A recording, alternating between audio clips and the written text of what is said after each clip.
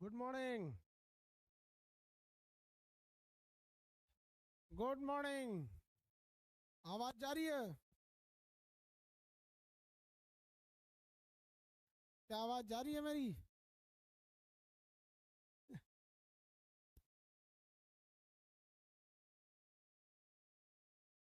Yes sir. एक फिर कह रहा है कि Amit sir good morning.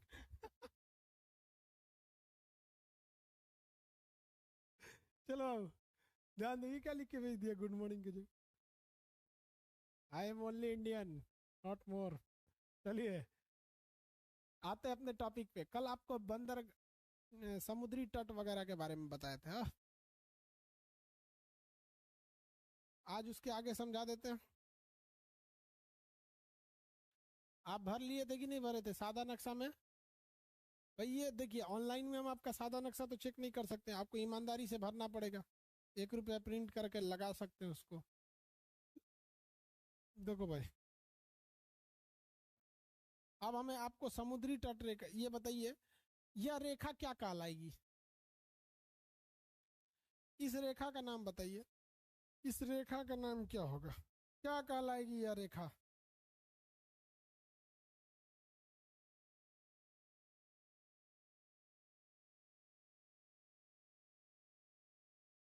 Base line, आधार रेखा।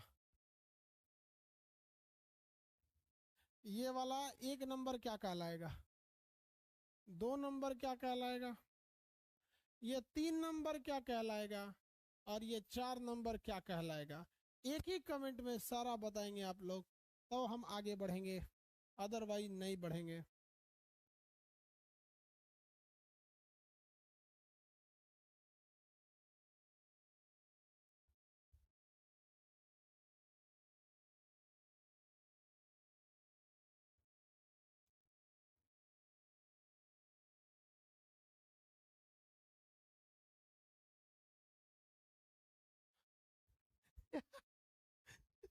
एक तो लिख रहा है कि सर लिख रहा है कि सर हम बताते हैं, देखो लिखा है 12 24 200 हाई सी। ठीक है, लिखा है 12 24 200 हाई सी। ठीक है भाई। समुद्री सीमा, संलग्न क्षेत्र, अन्य अन्य आर्थिक क्षेत्र और उच्च सागर। अब हमें आपको समुद्री तट रेखाओं के बारे में बताना है। देखो भैया, ये जो तट रेखा है गुजरात का, मेनली ये नीचे वाला तट, ये गुजरात का ये तट कहलाता है काठियावाड़ तट। काठियावाड़ तट, गुजरात का ये तट क्या कहलाता है? काठियावाड़ तट। तट का नाम क्या है भैया? काठियावाड़ तट। सादे नक्शे में ऐसे ही भरेंगे आप लोग, और मटेरियल में भी लिखेंगे लोग। कितने नंबर पेज पे मटेरियल में है? पीडीएफ खोलिए।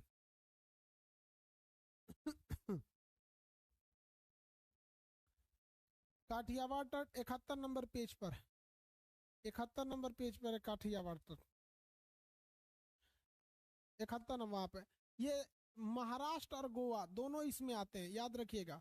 महाराष्ट्र और गोवा दोनों आएंगे किस वाले तट में? तो ये आते हैं कोंकण तट। कोंकण तट, यहां से यहां तक इस तट के पैरेलल एक पर्वत भी है, कोंकण पर्वत श्रेणी। कोंकण कहिए या सह्याद्री कहिए, आप इसे कोंकण कहिए या सह्याद्री कीजिए। ये तट का नाम क्या है? कोंकण या सह्याद्री तट। तो यहाँ 2 नंबर लिखेंगे, कोंकण या सह्याद्री तट। इसमें महाराष्ट्र और गोवा दोनों आता है। कोंकण या सह्याद्री तट पे महाराष्ट्र और गोवा दोनों आता है।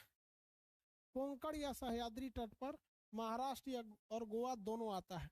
जबकि कन्नड़ तट या केनारी तट कर्नाटक के सामने है। कन्नड़ या केनारी तट कर्नाटक के सामने है। कन्नड़ या केनारी तट कर्नाटक के सामने है। और केरल के तट को हम मालाबार तट कहते हैं। यह मसालों के लिए फेमस है। सबसे पहले मानसून जो आता है वो मालाबार तट पर आता है। यह केरल के सामने का तट है, मालाबार तट। मालाबार एक्सरसाइज भी होती है नौसेना का, भारत जापान अमेरिका ये सब नौसेना का मालाबार एक्सरसाइज भी करते हैं। समझ में आ गया कि नहीं आ गया? यहाँ पर पहला काठियावाड़ तट, कोंकण या सह्याद्री तट, ये हो गया आपका कन्नड़ या किनारी तट, ये मालाबार तट। नीचे से ये वाला तट को देखेंगे तो ध्यान से समझिएगा, इधर समझने में दिक्कत हो जाता है। इधर समझने में क्या हो जाएगा? दिक्कत हो जाएगा। यहाँ देखिए, ये तमिलनाडु में नीचे एक नदी जाती है जिसका नाम है कावेरी नदी, नीचे नदी जाती है कावेरी नदी। और आंध्र प्रदेश यहाँ से एक नदी आती है कृष्णा नदी, और यहाँ पर एक नदी है महानदी। ये कौन नदी है? महानदी। तो यहाँ जो तटों का डिवीजन है नदियों के आधार पर है। यहाँ से लेकर और ये देखिए ये कावेरी नदी से लेकर कृष्णा नदी का ये जो एरिया है इसे हम लोग क्या कहते हैं? इसे कहते हैं कोरोमंडल तट। इसमें दो दो राज्य आएंगे, देखिए तमिलनाडु भी आएगा, आंध्र प्रदेश भी आएगा। कोरोमंडल तट पे लौटते मानसून के कारण वर्षा होती है, लौटते मानसून के कारण वर्षा होती है। कोरोमंडल तट तमिलनाडु और आंध्र प्रदेश में आता है। आपको वर्ल्ड मैप पढ़ा दिए हैं, आप बताएंगे कि दुनिया में वह कौन सा देश था जहां पर एक और कोरोमंडल नाम का एक तट देखा गया था, एक समुद्री बीच या पुलिन या किनारा देखा गया था। वह कौन सा देश था आप बताइए?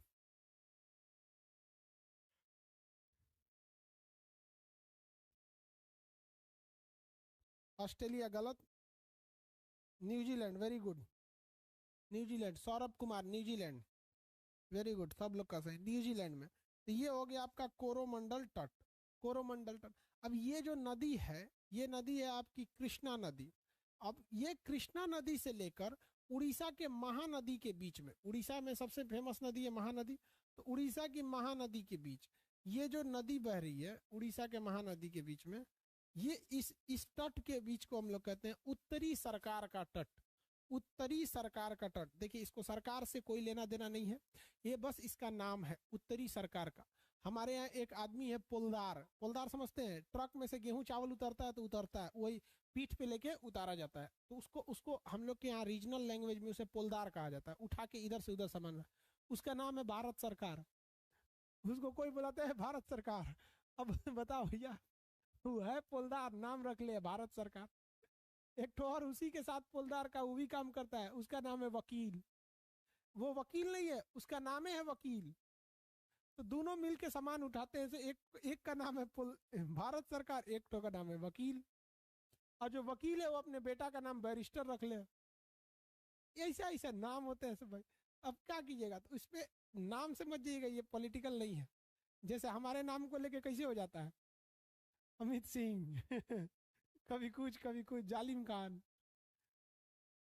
नाम पे कभी नहीं जाना चाहिए, वो उसका पॉलिटिकल नाम नहीं है। उत्तरी सरकारी से कहते हैं, इसको सरकार से कोई लेना देना नहीं है। ये हो गया उत्तरी सरकार का तट। अब यहां से लेकर ये कलकत्ता में एक नदी जाती है, हुगली नदी।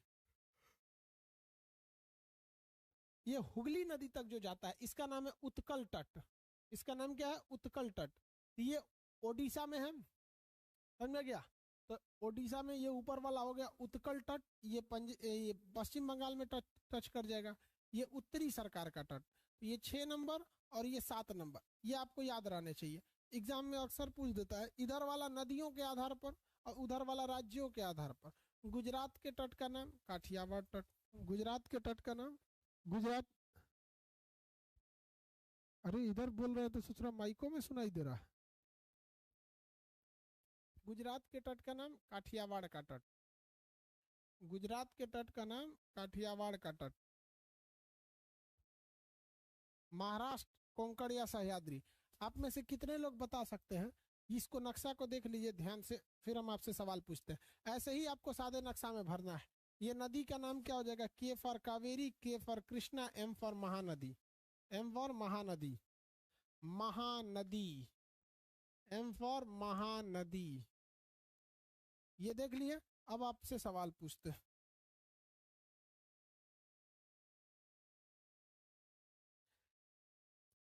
महानदी और कृष्णा नदी के बीच के तट को क्या कहते हैं? महानदी और कृष्णा नदी, महानदी और कृष्णा नदी, कृष्णा नदी के तट को क्या कहते हैं? महानदी और कृष्णा नदी के तट को क्या कहें?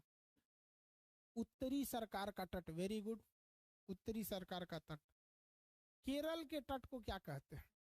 केरल तट को क्या कहते हैं? वेरी गुड, मालाबार तट, मालाबार तट। किस तट पर ठंड के दिन में वर्षा होती है? कौन से तट पर ठंड के दिन में वर्षा होती है?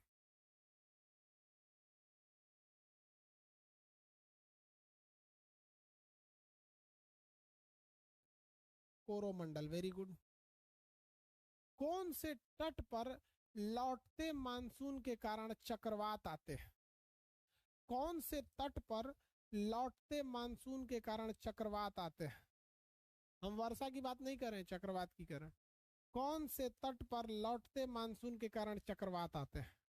तो चक्रवात उड़ीसा और आंध्र प्रदेश में आता है, तो उड़ीसा और आंध्र प्रदेश का तट उत्तरी सरकार का तट हो जाएगा। वर्षा तो कोरोमंडल के तट पर हो जाएगा, कोरोमंडल के तट पर हो जाएगा। हो गया। तटों को याद रहेंगे, आप मटेरियल में भर लेंगे। मटेरियल में भरेंगे, कैसे भरेंगे? तो आपके पेज नंबर 71 पे जहां लिखा है कोरो काठियावाड़ तट, उसके आगे लिखेंगे गुजरात। कोंकण या सह्याद्री, उसके आगे लिखेंगे महाराष्ट्र प्लस गोवा, क्योंकि दोनों आते हैं। कन्नड़ या केनारी तट, उसके सामने लिखेंगे कर्नाटक। मालाबार तट के आगे क्या लिखेंगे? केरल। उसके बाद यहाँ कैसे लिखेंगे ध्यान से? कोरोमंडल तट, तो कोरोमंडल के तट के सामने लिखेंगे Tamil Nadu plus Andhra Pradesh, Tamil Nadu plus Andhra Pradesh, bracket में कावेरी से कृष्णा, कावेरी से कृष्णा, ठीक है, कावेरी से कृष्णा।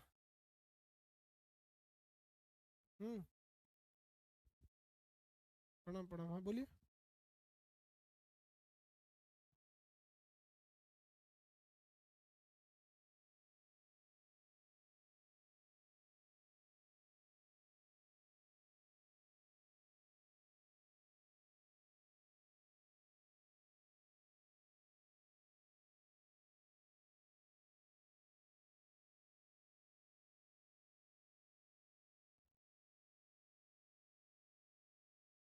इसमें क्या भरेंगे?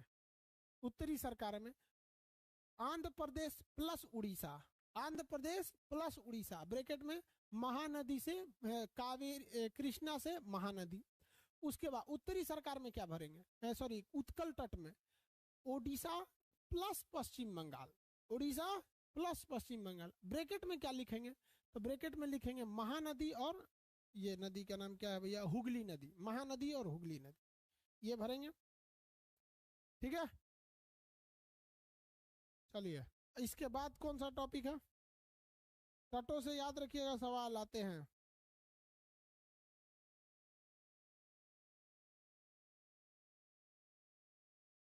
उसके बाद आता है आपका परमाणु बिजली घर। इससे तो एक क्वेश्चन भाई साहब एग्जाम में पक्का, अगर नक्शा से पूछेगा तो लोकेशन पूछेगा, और नहीं तो केमिस्ट्री से पूछेगा। ससुरा दोनों यही बता देते हैं, केमिस्ट्री से पूछेगा तब वो बता देना, नक्शा से पूछेगा तभी बता देना।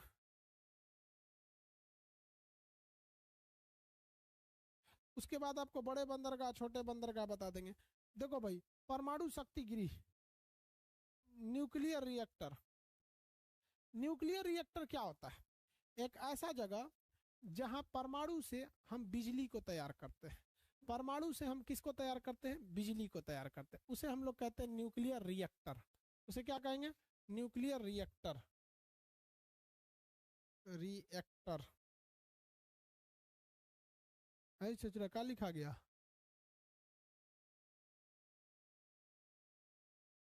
Nuclear reactor. सोचा न्यूक्लियर रिएक्टर आओ ना, ये रहा हमारा न्यूक्लियर रिएक्टर। ये बहुत खतरनाक होता है भाई, सीमेंट का इसका प्रतिरक्षा कवच वगैरह बनाना पड़ता है। न्यूक्लियर रिएक्टर बड़ी खतरनाक चीज होता है। इसके बारे में हम पढ़ते हैं, देखिए। न्यूक्लियर रिएक्टर होता है जो, ये इस शेप में होता है, इसके अंदर रिएक्शन वगैरह कराया जाता है। इसमें परमाणु बिजली को जलाया जाता है। अब जैसे आप कोयला जलाएंगे, तो आप कोयला जलाएंगे तो उससे एनर्जी निकलेगी, उससे आप भाप गर्म कर सकते हैं, उससे आप पानी को गर्म करके क्या बना सकते हैं? भाप बना सकते हैं। अब उस भाप में प्रेशर हो जाएगा, उस प्रेशर को किसी पंखा के सामने छोड़ दीजिए, पंखा नचने लगेगा, हो गया काम खत्म। सारा झमेला है ससुरा टरबाइन को नचाने के लिए। क्या है? टरबाइन को नचाने के लिए, बस उसी टरबाइन को नचाना है। इलेक्ट्रिक टरबाइन, इलेक्ट्रिक टरबाइन,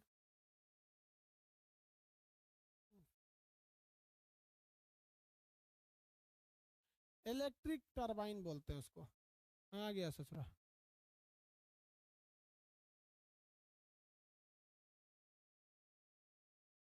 आ जाओ। ससुरा कहीं का नहीं आएगा।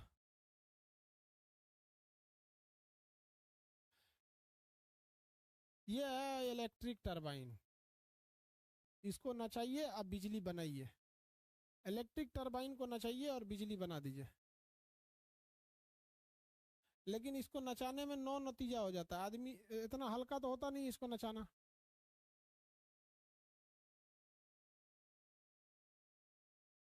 अरे आना रे ससुर तू नहीं।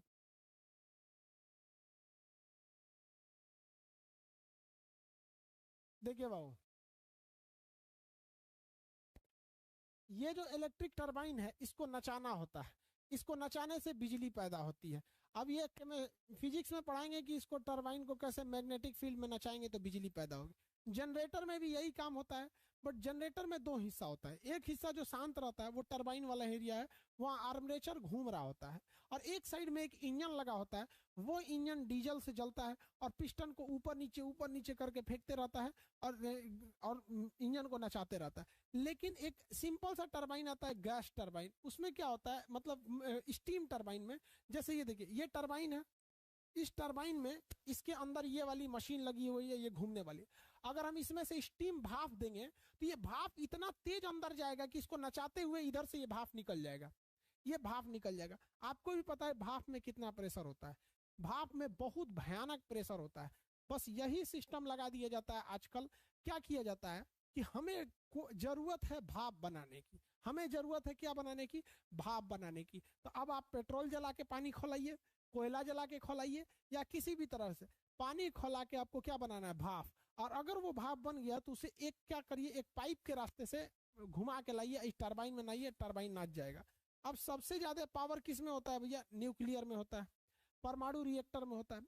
तो इसमें क्या किया जाता है, यूरेनियम को विस्फोट कराया जाता है, और जब यूरेनियम विस्फोट करती है तो उसके ऊपर पानी के बहुत बड़े बड़े पाइप रहते हैं, उससे जो एनर्जी निकलती है तो पाइप का पानी गर्म हो जाता है, और उस सारे पानी को एक मोटे पाइप में जोड़ दिया जाता है, तो भाप बन जाता है। और उस भाप से हमें क्या नचाना होता है कि बिजली बनानी होती है। इससे बहुत पावरफुल बिजली बनती है न्यूक्लियर रिएक्टर में। इसमें किसका प्रयोग किया जाता है ईंधन के रूप में, यूरेनियम। यूरेनियम, यूरेनियम का प्रयोग किया जाता है। न्यूक्लियर रिएक्टर में कहेगा कि ईंधन का रूप में किसका प्रयोग किया जाता है, तो यूरेनियम का प्रयोग किया जाता है। लेकिन इस यूरेनियम में जब विस्फोट बहुत भयानक हो जाता है तो इसे कंट्रोल करना मुश्किल होता है और वो फट के निकल सकता है। इसलिए इसे सुरक्षा देने का काम ये कंक्रीट का वाल करता है। तो सुरक्षा का काम कौन करता है, सुरक्षा, सुरक्षा देने का काम कंक्रीट करता है, कंक्रीट, ये ढलैया। और जो विस्फोट भयानक हो रहा है उस विस्फोट को रोकना जरूरी है। ये बहुत भयानक धड़ाधड़ विस्फोट होता है, तो उस विस्फोट को कंट्रोल करने के लिए उसमें कैडमियम या बोरान का छड़ लगा दिया जाता है। तो जिस छड़ को हम नियंत्रक कहते हैं, क्या कहते हैं, नियंत्रक कहते हैं। ये नियंत्रक की छड़ किसके होती है, कैडमियम की, कैडमियम या बोरान की छड़ होती है, बोरान की छड़ लगी होती है। हम यहाँ लिखते जाते हैं अलग से। देखिए पहला सबसे बड़ा क्या लिखना है, ईंधन। ईंधन के रूप में किसका प्रयोग होगा, तो ईंधन के रूप में होगा यूरेनियम का, यूरेनियम। सुरक्षा के लिए किसका प्रयोग होगा, कंक्रीट का, कंक्रीट, सुरक्षा के लिए कंक्रीट का। अगर कहेंगे नियंत्रक के लिए, जो नियंत्रक के लिए कैडमियम या बोरान का छड़, कैडमियम या फिर बोरान का छड़, बोरान छड़। इस छड़ को लगा देंगे ना तो न्यूक्लियर रिएक्टर में जो इलेक्ट्रॉन, जो न्यूट्रॉन टूट रहे हैं आपस में, वो टूटना रुक जाते हैं। लेकिन परमाणु बम में ये छड़ नहीं लगाया जाता है, जिस वजह से वो भयानक विस्फोट कर जाता है। कभी कभी न्यूक्लियर रिएक्टर में ये छड़ न लग पाते हैं या रिएक्टर बहुत ब्लास्ट कंट्रोल के बाहर हो जाता है तो ब्लास्ट कर जाता है। ऐसा ब्लास्ट चेरनोबिल परमाणु दुर्घटना 1986 में हुआ था।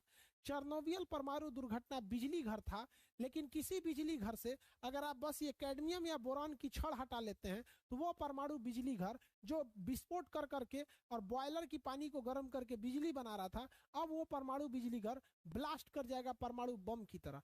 आप क्वेश्चन का आंसर दीजिए कि 1986 में हुआ चेरनोबिल परमाणु दुर्घटना किस देश में था, चेरनोबिल परमाणु दुर्घटना किस देश में हुआ था, आंसर चाहिए। चेरनोबिल परमाणु दुर्घटना किस देश में हुआ, यूक्रेन, वेरी गुड। देखिए जब, और ये साल कंटिन्यू चलता है, 2-2 साल तक ये बंद नहीं होता है ये रिएक्टर। तो इतना खतरनाक होता है कि 2-2 साल तक ससुरा बंद नहीं होता है, इतना लंबा इसे चलाया जाता है। तो इसे ठंडा रखने के लिए किसी ना किसी कूलेंट या फिर शीतलक की जरूरत होती है। शीतलक यानी कूलेंट की जरूरत होती है, शीतलक, शीतलक की जरूरत होती है कूलेंट की तरफ में। तो कूलेंट द्रवित सोडियम डाला जाता है, द्रवित सोडियम, द्रवित सोडियम, द्रवित सोडियम का यूज किसमें किया जाता है? शीतलक के रूप में किया जाता है, द्रवित सोडियम के रूप में, शीतलक के रूप में इसे किया जाता है। समझ में आ गया? ये ठंडा हो जाए, क्योंकि न्यूक्लियर रिएक्टर में विस्फोट बड़ी तेजी से हो रहा होता है। इस विस्फोट को कम करने के लिए हमें नियंत्रक छड़ लगा देते हैं, तो ये विस्फोट रुक जाता है या कंट्रोल हो जाता है। और इसकी हीट को रोकने के लिए द्रवित सोडियम लगते हैं। लेकिन विस्फोट जो है वो धीमा हो, विस्फोट के स्पीड को धीमा करने के लिए मॉडरेटर का प्रयोग करते हैं। किसका प्रयोग करते हैं? मॉडरेटर का प्रयोग करते हैं, जिसे हम लोग कहते हैं लोग मंदक। मंदक क्या करता है? स्पीड को कम करता है। तो मंदक के रूप में स्पीड को कम करने के लिए हम किसका प्रयोग करते हैं? मंदक के रूप में। तो मंदक के रूप में हम दो चीजों का प्रयोग कर सकते हैं। या तो हम किसका प्रयोग करेंगे? ग्रेफाइट का। क्या इसका प्रयोग? ग्रेफाइट का। या फिर हम किसका प्रयोग करेंगे? भारी जल, D2O, भारी जल, भारी जल, इसे भारी जल कहते हैं। दो चीज का प्रयोग कर सकते हैं। अगर आप इसका यूज करते हैं तो न्यूक्लियर रिएक्टर की जो स्पीड होती है, जो विस्फोट की स्पीड होती है, वो धीमी हो जाती है, क्योंकि बहुत तेजी के स्पीड से विस्फोट करेगा तो भयानक घटना हो सकती है। तो इसको नियंत्रित करने के लिए, स्पीड कम करने के लिए हम किसका प्रयोग करते हैं? मंदक के रूप में ग्रेफाइट। जहां ग्रेफाइट का यूज होता है उसे हम कहते हैं पाइल, और जहां पर भारी जल का प्रयोग होता है उसे कहते हैं स्विमिंग पूल। उसे क्या कहेंगे? स्विमिंग पूल कहते हैं, स्विमिंग पूल। वह रिएक्टर जिसमें न्यूट्रॉनों के स्पीड को कम करने के लिए अर्थात मंदक के रूप में ग्रेफाइट का प्रयोग होता है, उसे पाइल कहा जाता है। जिसमें भारी जल का प्रयोग होता है उसे स्विमिंग पूल कहा जाता है। अमूमन क्वेश्चन पूछता है परमाणु पाइल में किसका प्रयोग होता है? तो परमाणु पाइल में आपके ऑप्शन नंबर बी पर लिखा होता है ग्रेफाइट का प्रयोग होता है। परमाणु पाइल में हमें ग्रेफाइट का यूज मंदक के रूप में करते हैं। नियंत्रक के रूप में हम किसे करते हैं? तो नियंत्रक एक छड़ होता है जो रिएक्शन की स्पीड को बहुत कम या फिर रोक देता है। तो कंट्रोलर या नियंत्रक के रूप में हम कैडमियम या बोरान की छड़ का प्रयोग करते हैं। ये रिएक्टर गर्म ना हो जाए, इसे ठंडा, शीतल या कूलेंट के रूप में हम द्रवित सोडियम का प्रयोग करते हैं। इसको बाहरी दीवारों को सुरक्षा देने के लिए कि कहीं ये सारा सिस्टम खराब मत हो जाए, इसे विस्फोट से रोकने के लिए ऊपर मोटी कंक्रीट की चादर लगाई रहती है, ढलैया किया रहता है, लेकिन ये तोड़ के निकल जाता है। उसको भी भयानक रेडिएशन होता है, अगर ये दुर्घटना हो गई तो बहुते लोगों की जान ले जाएगी। तो ये केमिस्ट्री का कंसेप्चुअल था। समझ में आ गया कि नहीं आ गया? आगे बढ़े।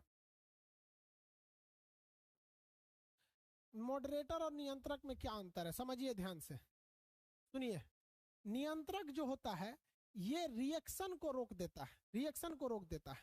मतलब जो रिएक्शन हो रहा है ना, धड़ धड़ इधर मार रहा है इधर मार रहा है, इसको कम कर देता है। और जो मंदक होता है ये रिएक्शन को कम नहीं करता है, रिएक्शन की स्पीड को रोकता है। जैसे देखिए हम दो फाइट मार रहे हैं ना, धड़ धड़ धड़ धड़ दो फाइट मार रहे हैं। अगर आप हमको नियंत्रक लगाएंगे यानी कंट्रोलर लगाएंगे तो दो फाइट की जगह एक के फाइट मारेंगे, दो फाइट की जगह एक के फाइट मारेंगे, क्योंकि कंट्रोल कर दिया।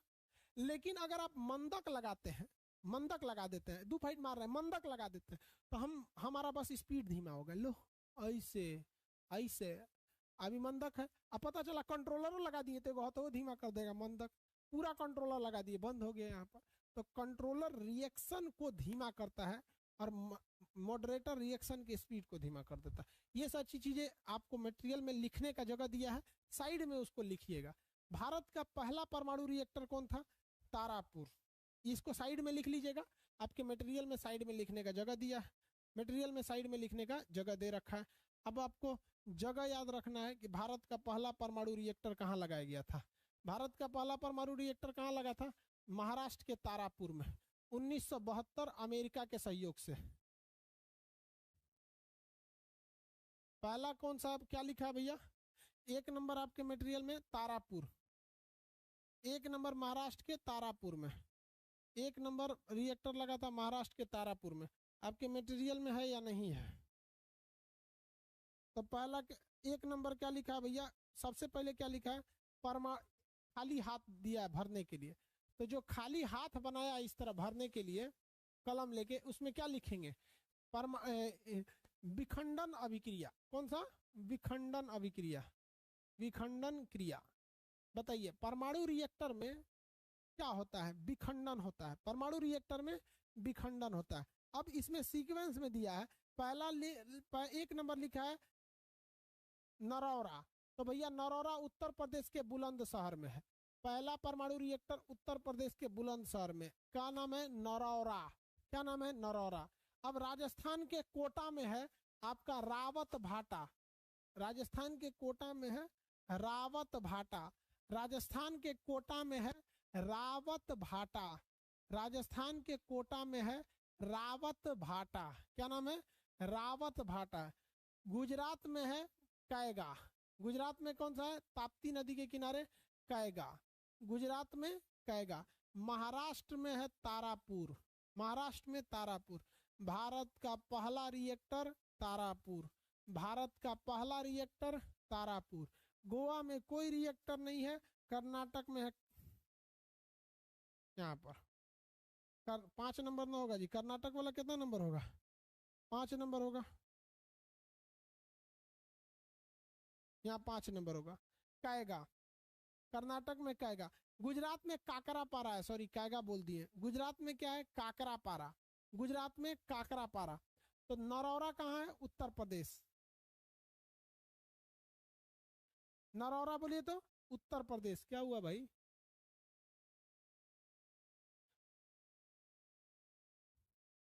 कैगा कर्नाटक में।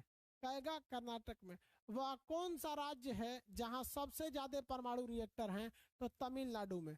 तमिलनाडु के चेन्नई में कुड़ानकुल्लम और कलपक्कम, 2 ठो है तमिलनाडु में। 2 ठो है, एक कुड़ानकुल्लम है, एक कलपक्कम है। तो कलपक्कम तो बहुत पुराना है और कुड़ानकुल्लम अभी नया है। तो कुड़ानकुल्लम नीचे है, कलपक्कम है 6 और ये 7। तमिलनाडु में 2 ठो रिएक्टर है, एक कुड़ानकुल्लम है, एक कलपक्कम है। तो कल यहाँ पर हो गया। आपके मटेरियल में लिखा हुआ है, देखिए 7 नंबर पे लिखा है कलपक्कम। तो कलपक्कम जो है वो चेन्नई में है। कलपक्कम जो है वो चेन्नई है और कुड़ानकुल्लम है वो जो नीचे है। कुड़ानकुल्लम को लेकर अभी विवाद हो रहा है। कलपक्कम के अंदर एक छोटा रिएक्टर है जिसका नाम है कामिनी। क्या नाम है? कामिनी। कामिनी रिएक्टर, छोटा रिएक्टर है कामिनी। उसमें लिखने का जगह भी दिया गया। अभी 2 और रिएक्टर लगाए जा रहे हैं, महाराष्ट्र में एक जैतापुर में और एक हरियाणा के गोरखपुर में। इसकी घोषणा मनमोहन सिंह करके गए थे। हरियाणा के गोरखपुर में परमाणु रिएक्टर लगाने की घोषणा और महाराष्ट्र के जैतापुर में लगाने की घोषणा ये मनमोहन सिंह ही करके गए थे। अब हम आपसे क्वेश्चन पूछते हैं, उत्तर प्रदेश में कौन सा रिएक्टर? तो नरौरा, नरौरा है। राजस्थान में रावत भाटा। गुजरात में काकरापारा। महाराष्ट्र में कैगा। कर्नाटक में, महाराष्ट्र में तारापुर, कर्नाटक में कैगा और तमिलनाडु में 2-2 रिएक्टर हैं, एक कुड़ानकुल्लम एक कलपक्कम। ये 2 रिएक्टर हो जाते हैं कहाँ पर? तो तमिलनाडु में।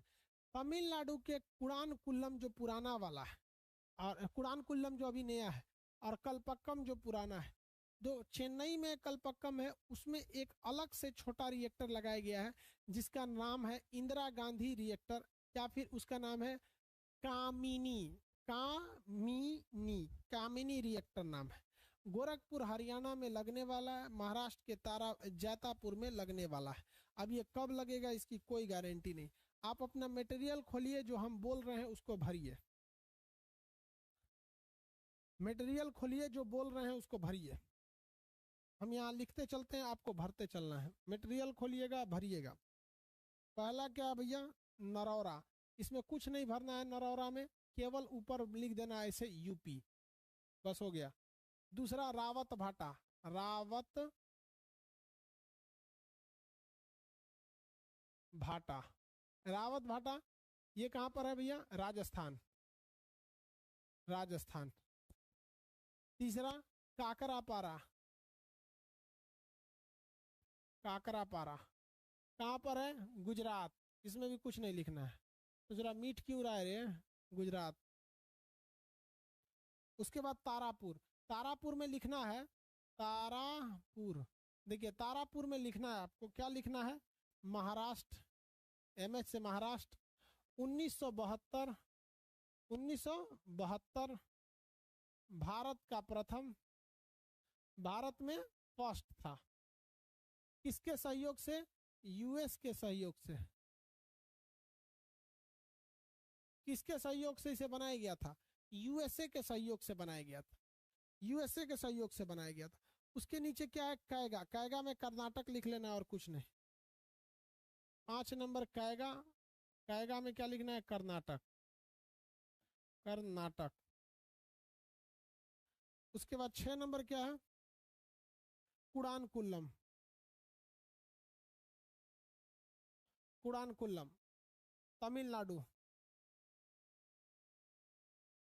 तमिलनाडु। 7 नंबर कलपक्कम। कलपक्कम भी तमिलनाडु में ही है, तमिल में ही है, बट याद रखेंगे ये स्पेशली पूछता है चेन्नई में है। इसमें 2 छोटे रिएक्टर हैं, एक का नाम है इंदिरा गांधी, इंदिरा गांधी रिएक्टर। इसी का नाम दूसरा है कामिनी।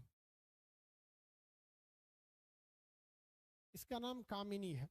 इसको भर लेंगे लाइनिंग के इस साइड में, और लाइन जो खींचा हुआ है लाइन के दूसरे साइड में ये भर लेंगे, जिससे क्वेश्चन आता है ईंधन वगैरह से, ईंधन वगैरह से। भारत का पहला रिएक्टर तारापुर।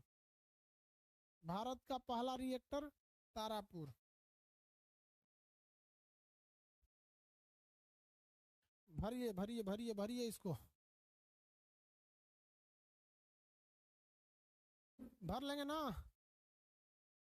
सर जी? स्पीड बबुआ, स्पीड के लिए बोले हैं। इसे सोच डेवलपर लोग क्या करता है, लोग समझ में नहीं आता। अब उसे सोच रहा स्क्रीन में गर्मा गया, वो लिख रहे हैं तो आधा मिट जा रहा है। आगे आपका है बंदरगाह, और बंदरगाह के बाद है छोटे बंदरगाह।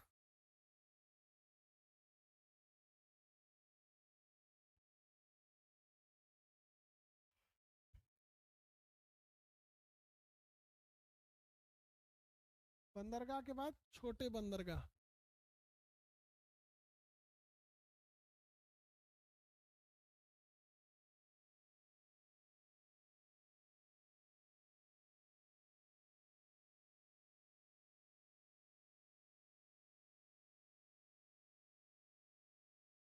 भर लिए बाबू? ये स्क्रीन गर्म हो गया है ससुरा, आज इस पे चलाएंगे तो बंद हो जाएगा वो, इसलिए आज के लिए इतना ही रहने देते हैं। कल पढ़ाएंगे टाइम से 10 बजे। ससुरा 2 बज गया है, इसका स्क्रीन गर्म हो गया।